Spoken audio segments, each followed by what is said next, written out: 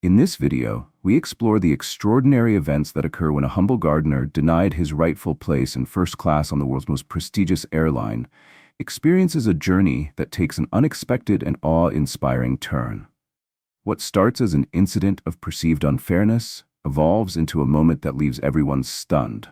The gardener, unsuspectingly stepping onto the plane, is about to face a test of patience and dignity that will defy expectations. Watch as the sequence of events unfolds, leading to an outcome that astonishes both the passengers and the crew. This story is a powerful reminder of life's unpredictability and the strength of humility. We'd love to hear your thoughts on this incredible story. If you enjoyed watching, press 1. If not, press 0. Your feedback inspires us to bring you more moving and impactful tales. He is a quiet, unassuming man, dressed in simple overalls, who boards the plane with a warm smile. Yet, when a flight attendant notices his attire, she immediately assumes he doesn't belong in first class. What happens next becomes a lesson in compassion and fairness. Meet Arthur Green, a man whose presence most people overlook. Standing at an average height of about 5.8, Arthur has broad shoulders shaped by decades of laboring under the sun. His skin is a deep bronze, and his kind face is marked by lines that speak of years filled more with joy than sorrow. His hands, rough and calloused, bear the marks of a lifetime spent nurturing plants and creating stunning gardens for grand estates across the country. At 65, Arthur had finally allowed himself a well-earned break. As the head groundskeeper for one of the wealthiest families in the state, his dedication to his work had always taken precedence over vacations. But this time was different. He was traveling to Palm Coast, Florida, to attend a family wedding, a rare chance to reunite with nephews, nieces, and cousins he hadn't seen in 3 years. Arthur carried with him a simple duffel bag. His travel attire consisted of faded denim overalls, slightly frayed at the edges, a plain white t-shirt, and a worn baseball cap advertising a local landscaping company, despite having no ties to it. The faint traces of soil on his clothes betrayed his profession. Clutched in his hand, however, was something extraordinary, a first-class ticket. It was a gift from an old friend, Elliot Carmichael, the CEO of Apex Skies Airlines, the very airline Arthur was now boarding. For over 2 decades, Arthur had been the personal gardener to the Carmichael family, curating the magnificent botanical maze at their estate. Respected and cherished by the household staff, Arthur was also a trusted confidant of Elliot himself. As Arthur stepped into the jet bridge, he couldn't help but notice the tense atmosphere. A flight delay had left passengers irritable, and the boarding process was chaotic. Flight attendants moved quickly, scanning tickets and directing passengers to their seats with professional efficiency. Among the attendants was Sophia Blake, a tall, impeccably dressed woman with a blonde bun neatly coiled at the base of her neck. Her navy blue Apex Skies uniform was pristine, complete with a scarlet scarf and polished black heels. Having worked for Apex Skies for 3 years, Sophia was ambitious and eager to climb the ranks, with dreams of one day securing a corporate role. When Sophia's eyes fell on Arthur, her polished demeanor faltered. She noticed his worn overalls, scuffed boots, and the well-used cap perched on his gray-streaked hair. Her initial polite smile morphed into a thinly veiled look of condescension. "May I see your boarding pass, sir?" she asked, her tone overly formal. Arthur, ever kind, replied warmly, "Of course," as he rummaged through his pocket and handed over the crumpled ticket. Sophia's eyes scanned the ticket, and when she saw the words first class, a wave of confusion and suspicion crossed her face. She glanced back at Arthur, her gaze sweeping up and down his modest attire. One corner of her mouth twitched, caught between a frown and disbelief. "First class, Mr. Green?" she asked, her voice betraying her skepticism. Arthur nodded politely. "Yes, ma'am, that's correct." Sophia's tone hardened slightly. "Please wait here for a moment." She turned and whispered to a colleague, mentioning something about a potential mix-up. Arthur stood quietly, ignoring the curious glances of other passengers as a knot of unease began to form in his stomach. Sophia Blake's lips twitched slightly, as if unsure whether to form a frown or a forced smile. "First class, Mr. Green?" she asked incredulously. Arthur Green, ever polite, nodded with a warm demeanor. "Yes, ma'am, that's correct." Sophia repeated the words with a brittle tone, her voice tinged with disbelief. She glanced over at Lila Parks, a junior flight attendant nearby, and gave her a look filled with unspoken doubt. Lila shrugged uncertainly, her gaze flickering to Arthur before quickly looking away. "Please wait right here for a moment," Sophia said stiffly, stepping aside to confer in hushed tones with another crew member. Arthur, standing quietly, overheard a faint whisper. Upgrade, mix-up, and economy. A knot tightened in his stomach, but he reminded himself to stay calm. Patience was the lifeblood of a gardener, and Arthur was no stranger to letting storms pass. As curious glances and subtle smirks from other passengers surrounded him, Arthur stood resolutely, his humble duffel bag at his side. Eventually, Sophia returned with an expression that was part apology, part irritation. "Mr. Green," she began, "it seems there's been a mix-up with your booking. We're trying to confirm if this seat is indeed yours." Arthur gave a slow nod, his voice calm. "Of course.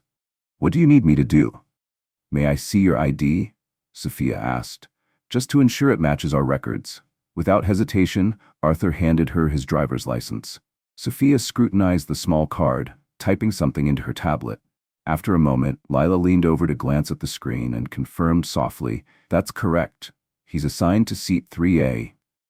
Sophia's jaw tightened, though she resisted rolling her eyes. Returning the ID, she said, "Everything appears to be in order, Mr. Green. Please feel free to board and take your seat in first class." Arthur smiled kindly.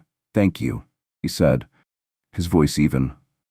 As he walked down the aisle, dragging his duffel bag behind him, Sophia muttered under her breath, "I don't know what's happening to this airline these days." Her words, though quiet, were caught by a few passengers who exchanged knowing glances. One woman rolled her eyes in silent judgment. Arthur caught snippets of the murmuring, but chose to stay quiet. He found his seat in the luxurious front cabin, settling into the plush leather with a sense of unfamiliarity. The spaciousness felt almost foreign to a man accustomed to economy class, but his good friend Elliot Carmichael had insisted on the VIP experience. Arthur wasn't one to argue with the boss. Leaning back with a slight grin, he closed his eyes, trying to block out the growing tension around him. Yet, the drama brewing in the galley was impossible to ignore. In the front galley, Sophia Blake vented her frustration to the chief purser, Victor Torres, a seasoned attendant known for his no-nonsense approach. "I'm telling you, Victor," Sophia whispered sharply. "There's no way someone dressed like that belongs in first class. It must be a mistake. Gardening overalls? Scuffed boots? He must have snuck in somehow." Victor frowned, glancing at his flight manifest. "The system says he's booked for 3A. The payment cleared. He's legitimate, Sophia. Appearances can be deceiving." Sophia crossed her arms, her tone growing defensive. "But we've got corporate executives and VIPs up there. We can't have someone dressed like him sitting next to them. It's bad for the airline's image." Victor sighed, shaking his head. "Sophia, it's not our job to judge passengers based on how they look. It's our job to give everyone excellent service, no exceptions." Though Sophia nodded curtly, her resentment simmered just beneath the surface. She had worked too hard to allow a man in soiled boots to, in her eyes, undermine the prestige of the cabin she prided herself on maintaining. Meanwhile, Arthur could feel the subtle but pointed gazes of his fellow passengers. A businessman with slicked-back hair stole glances, as though Arthur were an anomaly. Across the aisle, a woman with a designer handbag avoided eye contact entirely, shifting uncomfortably in her seat. Arthur ignored them, his calm demeanor unshaken. He reached into his duffel bag and pulled out a well-worn paperback. A mystery novel he had started a week ago. Reading had always been his second love, right after gardening, and the rustle of pages offered a comforting distraction. He adjusted his phone to airplane mode and immersed himself in the story, tuning out the murmurs around him. Overhead, the intercom crackled to life, announcing the final boarding call. As the last passengers hurried to stow their bags, the cabin buzzed with the usual pre-flight activity. But in the galley, Sophia's quiet frustrations continued to build. A storm waiting to break. The engines purred steadily beneath the cabin floor, but the tension among the passengers and crew created a charged atmosphere. It felt as though the day itself had been destined for minor conflicts and disruptions. With the doors finally sealed, the flight attendants began the safety demonstration. At the front of the first-class cabin, Sophia Blake took the microphone. Her smile, practiced and polished, never quite reached her eyes, and she deliberately avoided looking in Arthur Green's direction. "Welcome aboard Apex Skies Flight 7923, bound for Palm Coast," Sophia announced brightly, her tone laced with an artificial sweetness. "Our flight time today is approximately 3 hours and 15 minutes. Please direct your attention to the video monitors or follow along with the safety card in your seat pocket." Arthur listened politely, though his mind wandered. The unease in the cabin was almost tangible, and he felt certain this flight would test his patience. He took a calming breath, reminding himself of his life's guiding principle. Gardens thrive best under steady, patient care. He resolved to endure the turbulence, both literal and figurative, with quiet dignity. The plane taxied down the runway and ascended smoothly into the sky, yet as they climbed, the seatbelt sign remained on longer than usual. The captain's voice soon crackled over the intercom, explaining that moderate turbulence was expected. Passengers exchanged nervous glances, and a few tightened their seatbelts. Once they reached cruising altitude, the cabin staff began their service. As the senior flight attendant in first class, Sophia took charge, moving gracefully down the aisle and addressing each passenger with a compliment or a warm smile. "That's a lovely tie," she said to one man. "What a beautiful handbag," she remarked to another woman. But when she reached Arthur, her demeanor changed. Her posture stiffened, and her smile turned curt. "Can I get you something to drink?" she asked, her tone flat. Arthur smiled gently.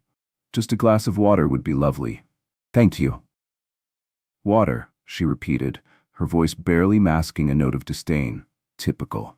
Moments later, she returned with a small bottle of sparkling water and placed it in front of him without ceremony. Unlike the other passengers, who received lemon slices, warm nuts, and cloth napkins, Arthur received only the bottle, as if it were an afterthought. Arthur sighed inwardly, but chose not to complain. He was old enough to know that voicing dissatisfaction rarely changed hearts. Twisting the cap off the bottle, he took a sip and refocused on his paperback, determined to lose himself in the mystery unfolding on its pages. 15 minutes into cruising altitude, the plane jolted suddenly, shaking with unexpected turbulence. Overhead bins rattled, and a collective gasp swept through the cabin. The captain's voice came on, urging everyone to return to their seats and fasten their seatbelts. Sophia quickly strapped herself into the jump seat at the front of the cabin. As the plane swayed and dipped, her eyes darted toward Arthur, as though somehow blaming him for the rough air. Arthur gripped the armrests, his expression calm despite the chaos. He reminded himself that airplanes were designed to handle far worse and focused on steadying his breathing. Eventually, the turbulence eased and the seatbelt sign turned off. Sophia exhaled sharply, smoothed her uniform, and resumed her duties, though her movements carried an edge of tension. Across the aisle, a soft voice broke the silence. "Excuse me, sir?" Arthur looked up to see a young woman in a powder blue suit.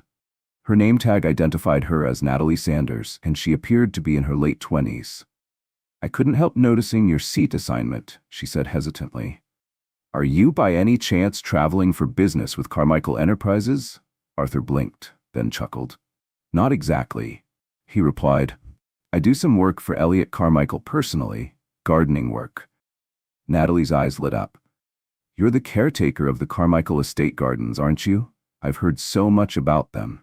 I work in the public relations department, and we occasionally do photo shoots on the grounds." Arthur smiled warmly. "Yes, I've been tending to those gardens for a long time now." Natalie returned the smile. "I've been with the company for a few years, but I've never met Mr. Carmichael outside of corporate events. I've heard he has a wonderful relationship with his staff." Arthur nodded thoughtfully. "He does. He's a man who values honest work." Before Natalie could ask another question, Sophia suddenly appeared, placing a hand on the seatback between them. Her smile was tight, and her tone sharp. "Ma'am, can I get you anything else?" Sophia interrupted. Natalie blinked, taken aback. "I'm fine for now, thank you," she stammered. Sophia turned her attention to Arthur. "Mr. Green, if you need anything, please don't hesitate to ask," she said, her voice more polite than before, but clearly forced. Arthur nodded gently. "Thank you." Sophia hurried away, her shoulders stiff with pent-up frustration. Natalie glanced at Arthur with an apologetic smile before turning back to her book, leaving Arthur to wonder just how long the tension in the cabin could simmer before it boiled over. After the turbulence subsided, Sophia Blake resumed her duties, announcing, "We'll be serving the meal shortly." Arthur Green nodded politely, returning to his book, while Sophia glided away, her shoulders stiff with lingering frustration. Across the aisle, Natalie Sanders, the young woman who had earlier recognized Arthur as the Carmichael estate gardener, gave him an apologetic smile before turning back to her reading. Within half an hour, the first-class meal service began. Sophia pushed a cart laden with elegant plates of roasted chicken or grilled salmon, accompanied by sides of vegetables and a small dessert. She approached each passenger with practiced warmth, addressing them by name and complimenting their choice of entree. When Sophia reached Arthur, however, her demeanor shifted. Without asking him what he preferred, she placed a tray with the chicken dish in front of him, muttering, "Here you are." Arthur glanced around the cabin. Everyone else had been given a choice. Clearing his throat softly, he addressed her. "Excuse me, Miss Blake," he began, glancing at her name tag. "Was there an option for the entree?" Sophia's expression tightened. "Yes, but we're nearly out," she replied curtly, "and we have VIPs who requested their meals in advance." Arthur pressed his lips together, deciding not to escalate the matter. "That's fine. Thank you," he said simply. Sophia gave him a quick, dismissive nod and wheeled the cart away. Moments later, a man seated behind Arthur, who hadn't pre-selected his meal, was offered the salmon dish without issue. Arthur's heart sank. This wasn't just inattentive service, it felt personal. The atmosphere in the cabin shifted as murmurs rippled among the first-class passengers who had noticed the unequal treatment. Natalie watched the exchange with growing concern. Discreetly, she pulled out her phone and typed a text to a colleague. "We have a problem on this flight. The staff is being openly rude to someone connected to Mr. Carmichael. Might need to escalate." Arthur tried to maintain his composure, picking at the meal despite the sour taste of injustice clouding his appetite. He turned back to his paperback, but no matter how hard he tried, his focus slipped, his eyes rereading the same sentence over and over. Meanwhile, Sophia, still fuming inwardly, decided to conduct a seat check under the guise of ensuring passenger comfort.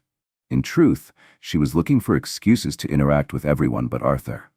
Her plan unraveled when Margaret Ashcroft, a distinguished older woman seated in 2C, called her over with a sharp snap of her fingers. "Yes, ma'am? How can I assist you?" Sophia asked, her voice strained but polite. Margaret tilted her head in Arthur's direction. "I couldn't help noticing the way you've been treating that gentleman. Do you have some sort of issue with him being in first class?" Sophia stiffened, her cheeks flushing crimson. "I'm not sure what you mean, ma'am," she replied, her voice carefully measured. Margaret arched a perfectly shaped eyebrow. "Oh, I think you know exactly what I mean. Your service toward him has been noticeably inferior compared to the rest of us. I don't appreciate witnessing that sort of behavior, especially not from an airline that prides itself on top-tier service." A hush fell over the cabin as several passengers perked up, listening intently. Sophia's expression flickered between embarrassment and indignation. "Madam, I assure you, our service is the same for all passengers," she managed, her tone icy. Margaret gave a slow nod, her eyes sharp. "I'll be watching," she said simply, letting the weight of her words linger. Sophia retreated to the galley, her mind racing. Margaret's pointed words reverberated in her thoughts. "I'll be watching." Sophia knew all too well that first-class passengers were crucial to the airline's reputation, and negative feedback from them could tarnish her record. Still, a stubborn anger simmered within her. "It's not fair," she thought bitterly. "He doesn't look the part. He shouldn't be here." Arthur, unaware of the turmoil unfolding behind the scenes, was only halfway through the flight when his phone buzzed unexpectedly. Surprised, he realized the notification had come through the limited Wi-Fi connectivity offered in first class. His eyes widened when he saw the sender. Elliot Carmichael. Arthur excused himself, rising from his seat and walking toward the lavatory for privacy. He opened the message. "Hope your flight is going well, Arthur. Let me know if you need anything. I can make a call to the flight deck if there's a problem." Arthur hesitated. He didn't want to cause trouble, but the repeated slights and unequal treatment were hard to ignore. After a moment, he typed a careful response. Some issues with a flight attendant who seems to think I don't belong in first class because of how I'm dressed. I'm fine, just wanted to let you know. The reply came almost immediately. Unacceptable. Give me the flight number. Arthur paused, then typed, Flight 7923 to Palm Coast. Elliot's next message was swift and clear. Sit tight. I'll take care of it. Arthur sighed, a mix of relief and apprehension washing over him. He returned to his seat, unsure of what would happen next, but certain that change was on the horizon. Arthur Green reread the message he'd just received from Elliot Carmichael. He sighed, the weight of the situation settling over him. This wasn't just about an isolated moment of prejudice. It was about an attitude that could ruin someone's day or, worse, diminish their sense of self-worth. After a brief hesitation, Arthur typed back, Some issues with a flight attendant who seems to think I don't belong in first class because of how I'm dressed. I'm fine, just letting you know. Less than a minute later, Elliot replied, That's unacceptable. Give me the flight number. Arthur typed quickly, Flight 7923 to Palm Coast. Elliot's next message came almost immediately. Sit tight, I'll take care of it. A mix of apprehension and relief washed over Arthur. Having worked with Elliot for years, he knew the man's reputation for decisive action. Once Elliot set his mind on something, results followed, often swiftly and dramatically. In the cockpit, Captain Paul Ramirez and his co-pilot were discussing the earlier turbulence and performing a routine systems check when the private intercom crackled with an unexpected call. Captain Ramirez, he said, his tone curious as he lifted his headset. On the other end, a calm but authoritative voice introduced itself. This is Daniel Reed, Chief of Operations for Apex Skies. I'm calling on behalf of Mr. Carmichael. Ramirez's pulse quickened. A direct call from the corporate office was never trivial. Yes, sir. How can I assist you? There's been a complaint from a passenger regarding possible discriminatory behavior by one of your first-class attendants. Mr. Carmichael has asked us to address this immediately. Do you copy? The captain felt a knot tighten in his stomach. Understood, sir. May I ask which passenger this concerns? Seat 3A. Name, Arthur Green, Reed replied. The co-pilot glanced at Ramirez, his eyebrows raised. Ramirez responded tersely, Understood. I'll take immediate action, thank you. As the line clicked off, Ramirez rubbed his temples. This was the last thing he needed, but he understood the gravity of the situation. Elliot Carmichael demanded excellence from everyone associated with his airline, and if one of his trusted acquaintances was being mistreated, the fallout could be severe. Ramirez stood, sighing heavily, and activated the intercom to call the chief purser, Victor Torres, to the cockpit. Within moments, Victor arrived, carefully shutting the door behind him. "You wanted to see me, Captain?" Victor asked. Ramirez explained the situation succinctly. "Corporate just called. There's a complaint about a passenger in 3A, Arthur Green. They're saying he's facing discriminatory treatment. Mr. Carmichael himself is involved. What's going on out there?" Victor sighed deeply, rubbing his forehead. "I suspected this might escalate. Sophia Blake has been acting strange about him from the start. She questioned his seat assignment and hasn't been providing him the same level of service as the other passengers. I told her to treat him like everyone else, but clearly it hasn't sunk in." Ramirez frowned, his expression stern. "You know Carmichael doesn't tolerate this. Fix it now. And if Sophia has crossed a line, file a formal report. We can't let this slide." Victor nodded solemnly. "Understood, Captain. I'll handle it." Victor stepped out into the galley, where Sophia was meticulously checking her beverage inventory. Her face was flushed, though whether from exertion or frustration was unclear. "Sophia," Victor said quietly. She looked up startled. "Yes? Step into the galley with me. We need to talk." Sophia hesitated, her pulse quickening, but followed him to a discreet corner away from the passenger's view. "We just received a message from the captain," Victor began, his tone serious. "Corporate has been notified about a discrimination complaint from Seat 3A. That passenger is connected to Mr. Carmichael. This is serious. Is there something you need to tell me?" Sophia's eyes widened, a mix of fear and indignation flashing across her face. "Discrimination? I was just doing my job. He doesn't look like he belongs in first class, and I was only trying to verify his seat." Victor's expression hardened. "That's not your job, Sophia. The manifest shows his ticket is legitimate. And now, thanks to your behavior, corporate is involved. If this continues, you could lose your position." Sophia's cheeks flushed crimson. She had worked tirelessly to get to where she was, and the thought of losing it all over a gardener made her seethe. "Fine," she said through gritted teeth. "I'll apologize if I have to." Victor nodded firmly. "Good. But don't just apologize, correct your behavior. Treat him with respect, the same way you treat everyone else." Sophia swallowed her resentment, forcing a reluctant nod. "Understood." As Sophia returned to her duties, she struggled to suppress the storm of emotions brewing inside her. A voice whispered in the back of her mind, "Is this really how it ends? Everything I've worked for because of him?" Yet as her frustration simmered, another voice, a quieter, more introspective one, began to creep in. "Maybe I've been wrong. Maybe this isn't about him at all." As Sophia Blake stood in the galley, a storm of conflicting emotions churned inside her. Though she never considered herself prejudiced, her actions had betrayed an undeniable bias. She told herself it was about appearances and upholding the airline's brand image, but deep down, she knew better. When she finally emerged, Sophia forced a pleasant expression onto her face, masking the turmoil beneath. She approached seat 3A where Arthur Green sat calmly flipping through the in-flight magazine. Across the aisle, Natalie Sanders, the public relations staffer, watched the interaction with open curiosity. Arthur looked up as Sophia cleared her throat. "Mr. Green," she began, her voice tight, "I'd like to apologize if my service has not been to your satisfaction. At Apex Skies, we value all our first-class passengers.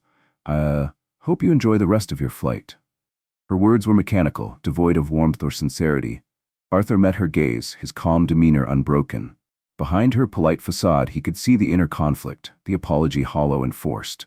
"Thank you," he replied quietly, his tone even.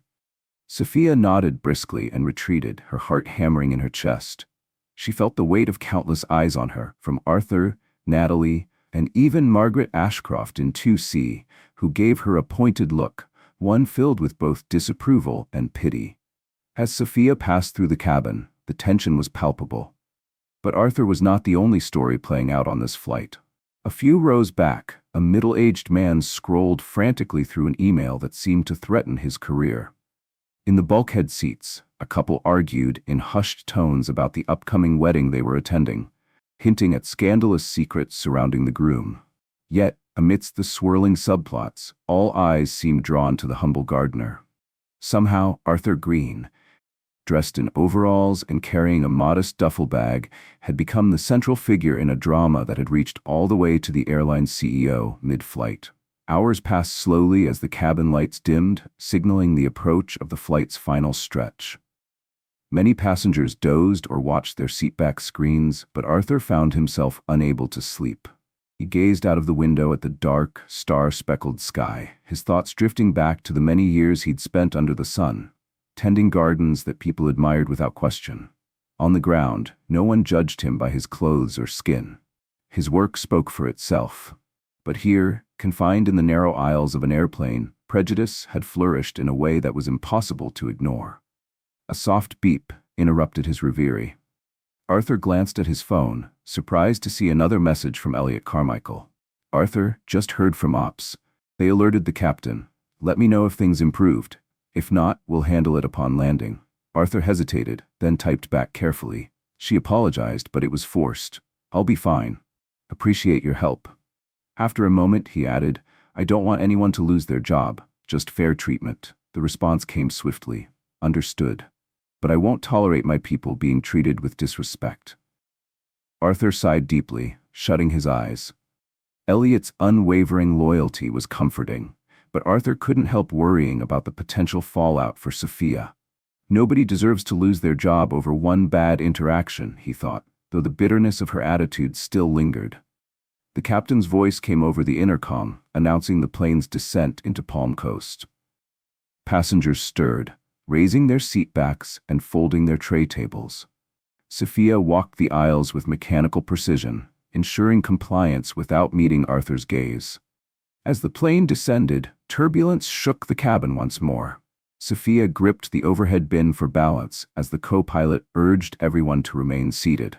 Arthur, having flown many times, calmly placed his book in the seat pocket and tightened his seatbelt.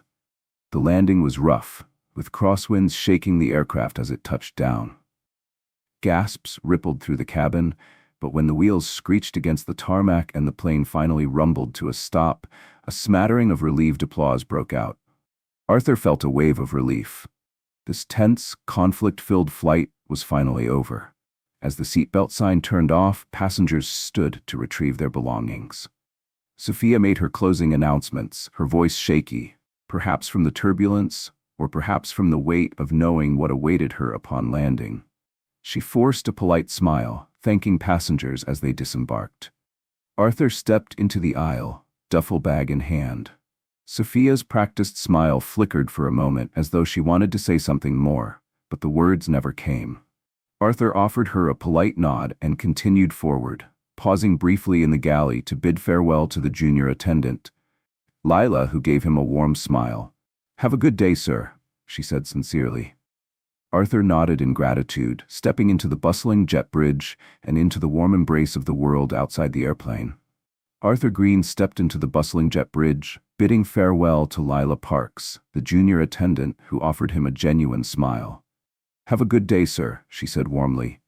Arthur nodded, appreciating her sincerity, and joined the flow of tired travelers making their way toward the terminal. The humid air of Palm Coast greeted him even before he exited the air-conditioned walkway. He sighed, already picturing the sunlit gardens he would soon return to after this tumultuous trip.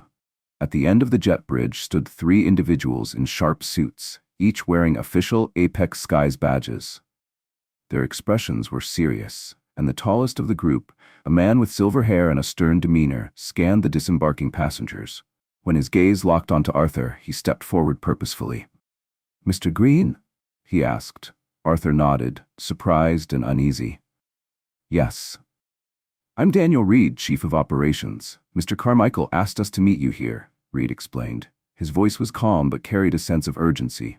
Behind him stood a woman holding a clipboard and a man with a security badge, both offering respectful nods. Arthur flushed with embarrassment. "Oh, that wasn't necessary," he murmured. Reed gave a tight-lipped smile. "Mr. Carmichael insisted. We'd like to escort you to the lounge while we handle the matter with the crew. If you have a moment, we'd appreciate hearing your account to ensure a thorough investigation." Before Arthur could reply, the door behind them swung open, and Sophia Blake emerged, pale and visibly shaken. She trailed behind the rest of the crew, her steps hesitant. Victor Torres stepped out as well, his expression grim. One of the corporate staff motioned toward them. "Miss Blake, Mr. Torres, please come with us," Reed said curtly. "We need to debrief regarding the incident on this flight." Sophia's face turned ashen. She glanced at Arthur with a mix of desperation and guilt, but Arthur avoided her gaze, keeping his own expression neutral. Victor nodded stoically and followed the corporate team down the hallway, leaving Arthur standing there, duffel bag in hand, unsure whether to feel vindicated or burdened. Arthur soon found himself in the Apex Skies VIP lounge, a lavish space filled with plush seating, soft lighting, and an array of complimentary refreshments. Normally, such an environment would feel indulgent, but today, it seemed like the setting for a tense interrogation. Daniel Reed approached him with a polite but serious expression.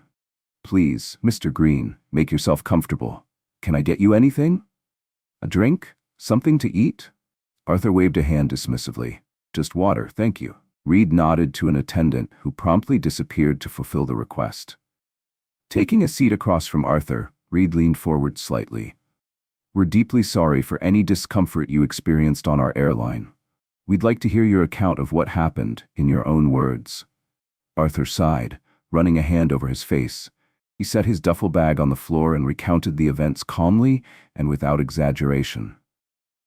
From Sophia's questioning of his ticket to her refusal to offer him the same options as the other passengers, he described the situation without bitterness. He even mentioned her mechanical apology after corporate intervention. Reed listened attentively, occasionally making notes on a tablet. Once Arthur finished, Reed cleared his throat. "Thank you, Mr. Green. We appreciate your honesty. Mr. Carmichael has made it clear that we're to resolve this matter swiftly and fairly."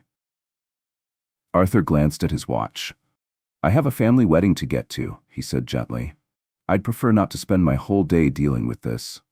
Reed nodded understandingly. I promise we'll keep this brief. One of our drivers is already waiting outside to take you wherever you need to go. We've also upgraded your return flight to first class, free of charge, as an apology for any inconvenience. Arthur offered a small, sad smile. Thank you, but I'm not looking for freebies. I just want to make sure no one else experiences this. Reed's expression softened. I understand. He stood, excusing himself. If you'll allow me a moment, I need to speak with Ms. Blake and the crew. Arthur nodded and sank into the plush chair as Reed left. He glanced around at the lounge's well-dressed clientele, sipping champagne and typing on laptops. Dressed in his overalls, Arthur felt out of place, even as the nominal VIP in the room. Half an hour later, Reed returned, accompanied by Sophia Blake, Victor Torres, and other corporate staff. Sophia's face was pale, her eyes red as though she'd been crying. Victor's expression was firm but resigned. Reed took a deep breath before addressing Arthur directly. Mr. Green, Miss Blake has admitted to treating you unfairly. This is a serious violation of our airline's code of conduct and our commitment to inclusivity. Accordingly, Miss Blake will be... Daniel Reed's voice was firm as he addressed Sophia Blake. Ms. Blake, you will be placed on immediate suspension pending further review. Based on the severity of the situation and your history, this will most likely result in termination. Arthur Green's stomach twisted. He hadn't anticipated such a swift and harsh response. Glancing at Sophia, he saw her face crumble, her composure replaced by devastation. Guilt tugged at him. Though her actions had hurt him deeply, Arthur was not a vindictive man. Sophia's voice broke as she looked at Reed, her eyes brimming with tears. I'm so sorry, she whispered, her words trembling with desperation. Arthur felt a swell of compassion for her, but before he could speak, Reed continued, turning his attention to Victor Torres. Additionally, part of the blame lies with the cabin leadership. Mr. Torres, you will receive a formal reprimand for failing to address this issue sooner. Victor nodded quietly. His expression resigned. Understood, he said. Sophia pressed a trembling hand to her mouth as tears spilled down her cheeks. Please, I need this job, she managed, her voice barely audible. The tension in the room was suffocating. Arthur looked from Reed to Sophia, his heart heavy. After a long moment, he spoke softly. Mr. Reed, is there any alternative to firing her? People make mistakes. Sophia's eyes darted to Arthur, a flicker of hope breaking through her despair. But Reed's expression remained resolute. With all due respect, Mr. Green, this isn't an isolated incident. Ms. Blake has a record of similar complaints regarding her treatment of passengers. She has received multiple warnings in the past. The hope in Sophia's eyes extinguished. Her shoulders slumped and her hands fell to her sides. Arthur understood. This wasn't a one-time lapse in judgment. It was a pattern. He closed his eyes briefly, his emotions swirling between sadness and empathy. Reed sighed. We'll finalize the paperwork by the end of the day. For now, Miss Blake, you're dismissed. The formalities ended swiftly. Sophia was escorted from the lounge, tears flowing silently, while Victor stayed behind to sign some necessary documents.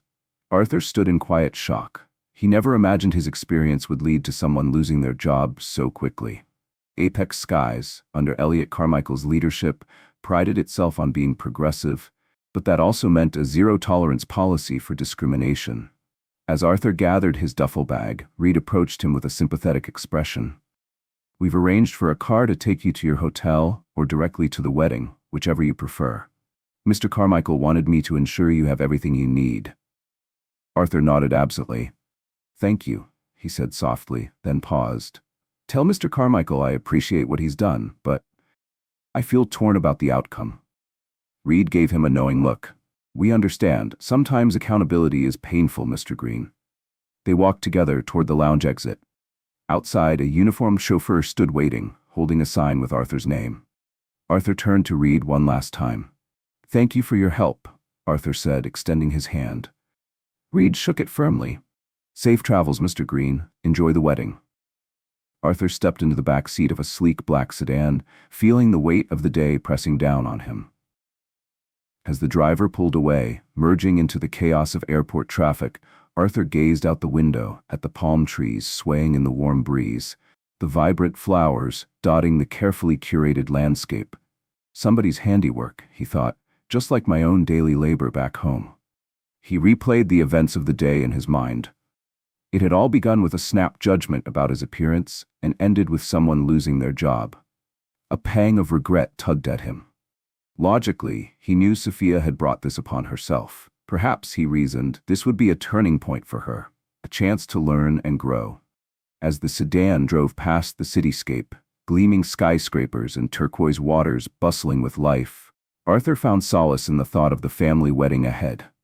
Soon he'd be dancing with loved ones, reconnecting with relatives, and soaking in the warmth of the Florida air. He thought of a saying he'd often repeated to himself in times of trial: "You can't always prevent the storm, but you can control how you respond to it." Perhaps this storm was meant to teach lessons, not just to Sophia, but to everyone who had witnessed or heard about it, including himself. When the car dropped him off at a modest beachside hotel, Arthur thanked the driver and reached into his pocket to tip him. The driver smiled and shook his head. "It's covered, sir. On behalf of Apex Skies." Arthur returned the smile faintly. "Thank you." He grabbed his bag and stepped onto the curb, breathing in the salt-laden air. The tension of the day began to melt away as he thought about the celebration awaiting him. Arthur Green stepped out of the car and onto the curb, the ocean breeze tussling his hair and carrying the faint scent of salt. A wave of relief washed over him. He was finally free of the plane, the corporate formality, and the tension that had shadowed his journey. He was just Arthur Green again, a humble gardener standing among the swaying palm trees. Inside the hotel lobby, a lively group of his relatives waited. Excited hugs and boisterous laughter filled the air. Arthur's nephew, whom he hadn't seen in years, rushed forward, half tackling him in a warm embrace. Soon, nieces and cousins swarmed around him, peppering him with questions. Arthur laughed, tears pricking his eyes as he realized how much he had missed them. They eagerly asked about his flight, but he gave them only a brief version of events, glossing over the humiliations and focusing instead on the surprising resolution. Some gasped in shock, others shook their heads in dismay, and a few younger relatives were indignant, promising to post about the incident on social media. Arthur held up a calming hand. "It's done," he said gently. "Let's just celebrate this wedding." The wedding day dawned bright and early. Rows of white chairs faced a wooden arch draped with vibrant tropical flowers, and the ocean shimmered serenely in the background. Arthur, dressed in a simple yet elegant suit, far removed from his everyday overalls, replaced his work boots with polished dress shoes. As the wedding party lined up, Arthur took his seat near the front, his chest swelling with pride as he watched his nephew stand tall at the altar. The troubles of the previous day seemed to fade into insignificance under the radiant Florida sun. Family, love, and the promise of new beginnings overshadowed everything else. At the reception, a band played lively music beneath a canopy of twinkling lights. Arthur laughed until his sides ached, dancing with nieces and nephews, toasting the newlyweds, and savoring the rich flavors of wedding cake. At one point, his nephew leaned in, his voice soft with concern. "Uncle Arthur, are you okay? You seem quieter than usual." Arthur smiled, patting his nephew's hand. "I'm fine, just reflecting on life, the ups and downs. I'm grateful to be here." His nephew grinned and pulled him onto the dance floor once more. With each step, Arthur let the memory of the flight slip further into the background. The next day, as Arthur lounged on a terrace overlooking the ocean, his phone buzzed. He picked it up, blinking at the screen. It was Elliot Carmichael. "I'm flying into Palm Coast tomorrow. Let's have dinner, my treat." Arthur replied, "Sure, Mr. Carmichael. Just let me know when and where." That evening, Arthur found himself in an upscale restaurant in downtown Palm Coast. Elliot arrived with an entourage of 2 assistants, but quickly dismissed them to speak with Arthur alone. Dressed in a tailored suit, Elliot's imposing presence was softened by his genuine warmth as he greeted Arthur with a firm handshake and a friendly pat on the back. "How are you?" Elliot asked, his tone filled with concern. Arthur shrugged, a bashful smile creasing his face. "I'm well, sir. The wedding was lovely. Got to spend time with family." "That's good," Elliot said as they took their seats at a linen-covered table. The staff discreetly poured water and handed over menus. "Listen, about the flight, I'm sorry you went through that, truly. Arthur nodded, meeting Elliot's gaze. I know you did what you could, Mr. Carmichael. I appreciate it, but I still feel bad that someone lost their job. Elliot sighed heavily. I understand, but Arthur, I can't allow behavior like that on my airline. Sophia had prior incidents, a track record of mistreatment. This wasn't a one-time thing. Arthur fell silent. Deep down, he had suspected as much. Repeated prejudice rarely showed itself only once. Still, he hadn't wanted to be the reason for someone's downfall. Elliot leaned forward. Arthur, how long have you worked for me? 20 years? 25. Arthur thought for a moment. Closer to 20. And in all that time, you've been nothing but loyal. You've shown my family and me kindness and respect. You deserve the same, no matter where you are or what you wear. Elliot's eyes flashed with conviction. I won't tolerate staff who can't uphold that standard. A lump formed in Arthur's throat, and he simply nodded. After a pause, Elliot added with a smile, also, I've been thinking of expanding the gardens at the estate next spring. I'd like your input, maybe even build a greenhouse, one of the biggest in the region. A broad grin spread across Arthur's face. I'd be honored, sir. By the time Arthur left the restaurant, a weight had lifted from his shoulders. Elliot had assured him that Apex Skies was taking real steps to address bias and ensure that no passenger would endure what he had. Maybe it was just corporate talk, but knowing Elliot, Arthur believed it would be backed by action. He returned to his hotel, enjoying one last day of family festivities before heading home. The next morning, as he strolled along the beach with his cousins and grandnieces, Arthur found himself savoring the warm sun and the soothing sound of the waves. The events of the flight, though unforgettable, no longer clouded his mind. Arthur Green had faced a storm, but like the gardens he tended with care, he knew that even the harshest weather could give way to new growth. Arthur Green spent his remaining days in Palm Coast soaking up the sun and sand, unburdened by the bitter memories of his flight.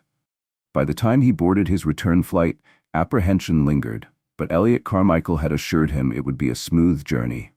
At the check-in desk, the agent recognized Arthur's name and greeted him warmly. He received the same VIP treatment, but this time there was no confusion or hesitation about his first-class seat assignment.